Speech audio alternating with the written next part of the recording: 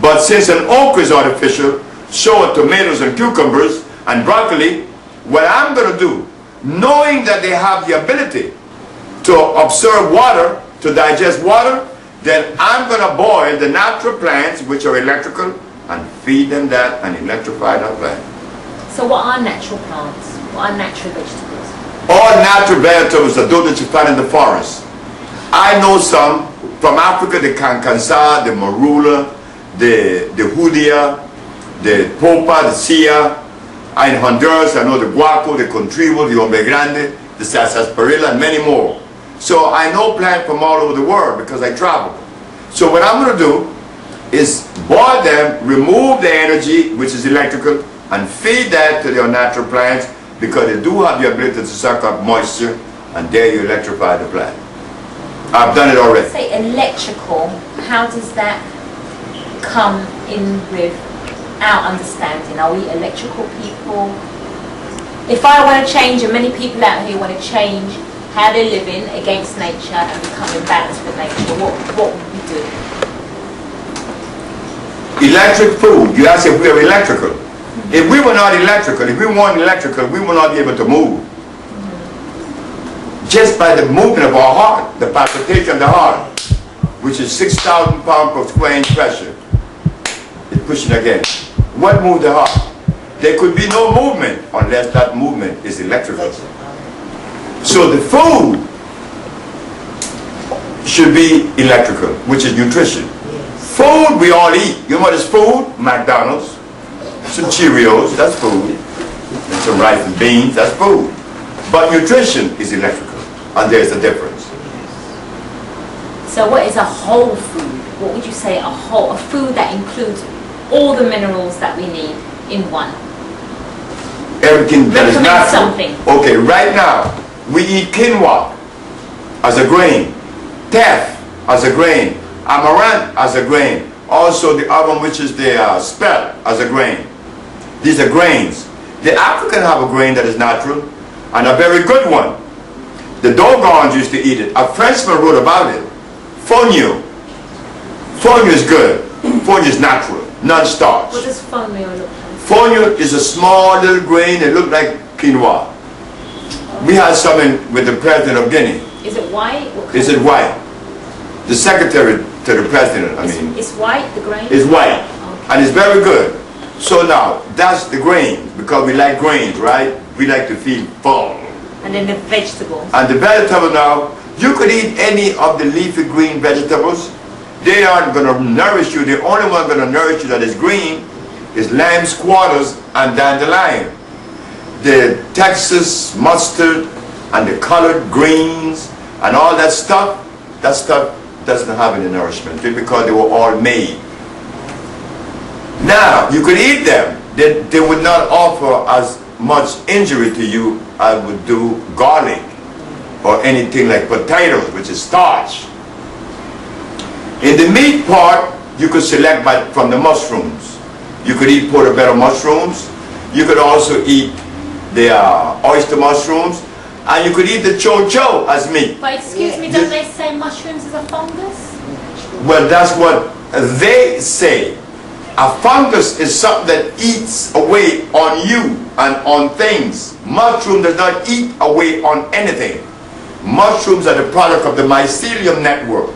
They come to the earth and they are very alkaline. Below 7 on the pH scale is acid, 6, 5, 4, 3, 2, 1. And the lower you go on the scale, the more acid the substance. Garlic is 3.3. Cow milk is 6. At least cow milk is not as bad as garlic. And everybody thinks that garlic is a cure for the body.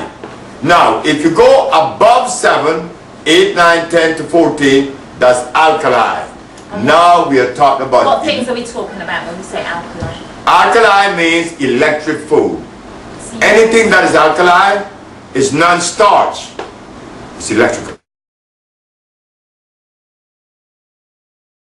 What is occurring in Africa today is this, and I spent over 25 years in looking at Africa, visiting Africa, studying what the conditions are, and I see that the one thing that stands out, not only with the African, but primarily the African.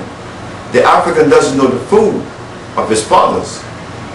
It is said, and we have read and heard, honor thy mother and thy father, that thy days may be long upon the land. Well, when we listened to that, this Mexican told me those words are true, but the elephant doesn't need to be told that, because he followed his mother and see what she eat. But an African, or the black race today, general, the black race in general, we don't know what our mothers and fathers ate in the forests of Africa. We don't even have the slightest clue.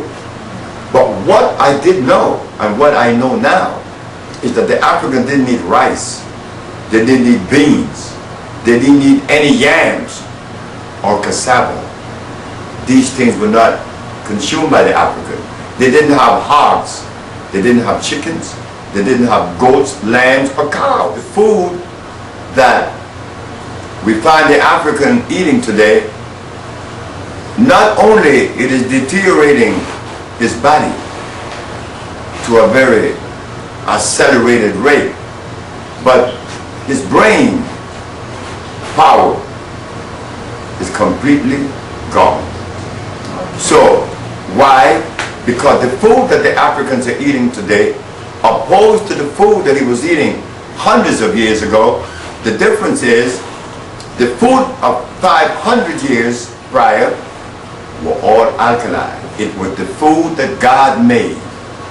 The African only ate what God made.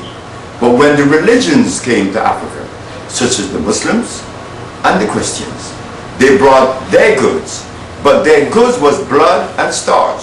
So now the Africans, whether you are a Muslim or whether you are a Christian, you are eating blood and starch without even knowing the detrimental of consuming, or the detriment of consuming these things. There is such thing as food gene consistency.